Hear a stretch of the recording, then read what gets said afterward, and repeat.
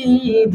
কোরআন নিজে নিজে নিজের পরিচয় দিয়েছে যে আমার নাম হলো কোরআন মাজিদ। এরপর যদি কোরআনকে প্রশ্ন করা হয়, ও কোরআন, তুমি দুনিয়াতে আসার পূর্বে তুমি কোথায় ছিলে?